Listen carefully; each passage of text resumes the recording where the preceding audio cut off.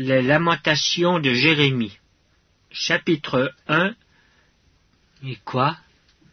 Elle est assise solitaire, cette ville si peuplée. Elle est semblable à une veuve. Grande entre les nations, souveraine parmi les États, elle est réduite à la servitude. Elle pleure durant la nuit, et ses joues sont couvertes de larmes. De tous ceux qui l'aimaient, nul ne la console. Tous ses amis lui sont devenus infidèles. Ils sont devenus ses ennemis.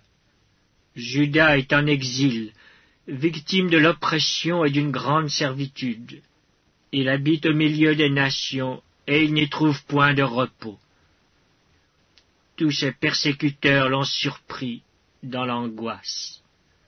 Les chemins de Sion sont dans le deuil, car on ne va plus aux fêtes.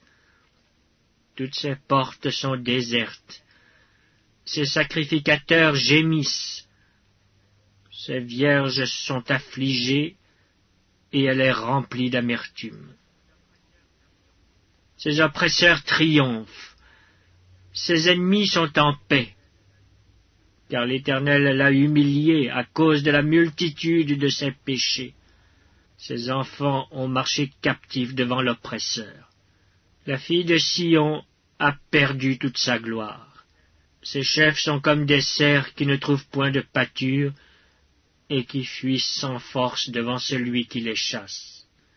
Au jour de sa détresse et de sa misère, Jérusalem s'est souvenue de tous les biens dès longtemps son partage, quand son peuple est tombé sans secours sous la main de l'oppresseur.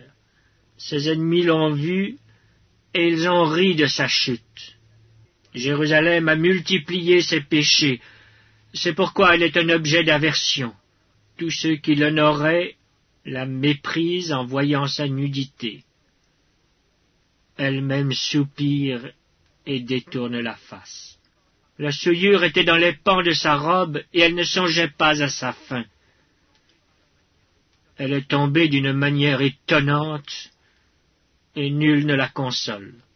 Vois ma misère, ô Éternel! Quelle arrogance chez l'ennemi! L'oppresseur a étendu la main sur tout ce qu'elle avait de précieux.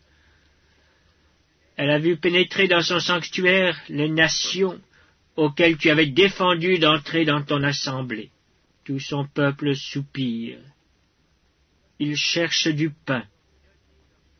Ils ont donné leurs choses précieuses pour de la nourriture, afin de ranimer leur vie.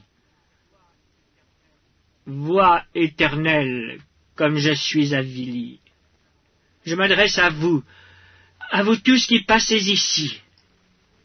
Regardez, et voyez s'il est une douleur pareille à ma douleur, à celle dont j'ai été frappé.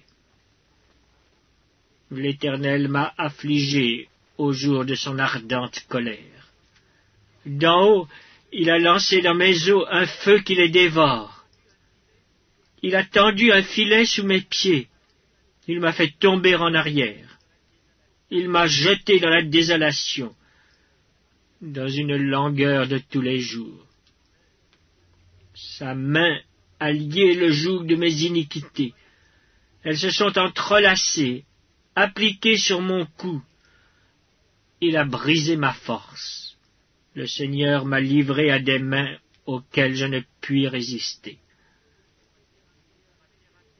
Le Seigneur a terrassé tous mes guerriers au milieu de moi.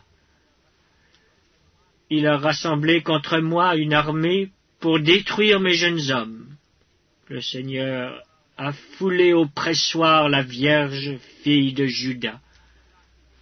C'est pour cela que je pleure, que mes yeux fondent en larmes, car il s'est éloigné de moi celui qui me consolerait, qui ranimerait ma vie. Mes fils sont dans la désolation, parce que l'ennemi a triomphé. Sion a étendu les mains, et personne ne l'a consolé. L'Éternel a envoyé contre Jacob les ennemis d'alentour. Jérusalem a été un objet d'horreur au milieu d'eux. L'Éternel est juste, car j'ai été rebelle à ses ordres. Écoutez, vous tous, peuple, et voyez ma douleur. Mes vierges et mes jeunes hommes sont allés en captivité. J'ai appelé mes amis, et ils m'ont trompé. Mes sacrificateurs et mes anciens ont expiré dans la ville. Ils cherchaient de la nourriture afin de ranimer leur vie. Éternel, regarde ma détresse. Mes entrailles bouillonnent, mon cœur est bouleversé au-dedans de moi, car j'ai été rebelle. Au-dehors, l'épée a fait ses ravages, au-dedans, la mort. On a entendu mes soupirs, et personne ne m'a consolé. Tous mes ennemis ont appris mon malheur, et ils se sont réjouis de ce que tu l'as causé.